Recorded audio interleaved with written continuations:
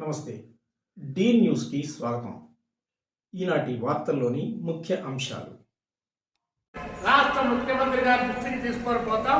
అదేవిధంగా మానవ హక్కుల కమిషన్ కూడా దీనిపైన కంప్లైంట్ చేస్తాం.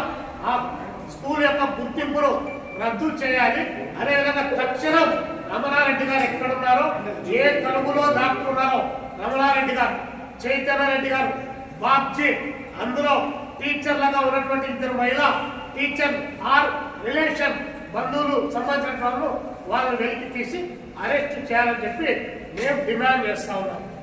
దీనిపైన ఆలస్యం చేస్తే ఈ ఉద్యమాన్ని తీసుకొని పోయి విజయవాడ కేంద్రంగా పెట్టి దీన్ని ఉతికేసి ఆరేసేటువంటి పద్ధతిలో ప్రజలందరినీ కూడా అన్ని పార్టీలు కూడా భాగస్వామ్యం చేస్తామని చెప్పి మేము ఈ సందర్భంగా తెలియజేస్తా ఉన్నాం.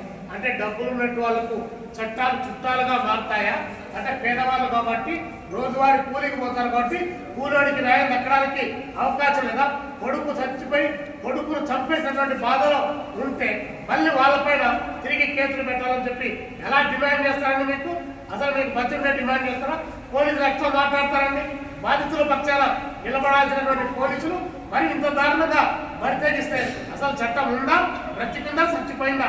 ఇది మాకు కలుగుతున్నటువంటి అనుమానం. కాబట్టి తక్షణం డీజీపీ హరీష్ కుమార్ గుప్తా గారు ఈ పైన జోక్యం చేసుకొని ఇక్కడున్నటువంటి ఇద్దరు ఎస్ఐ సిఐలను, అదేవిధంగా అక్కడున్నటువంటి కందుకూరులో ఉన్నటువంటి అన్వర్ పాషాను ఈ కేసుకు సంబంధం లేకుండా మేము డిమాండ్ చేస్తున్నాం. జ్యుడిషియరీ ఎంక్వైరీ వేయమని చెప్పి మేము కోరుతా ఉన్నాం.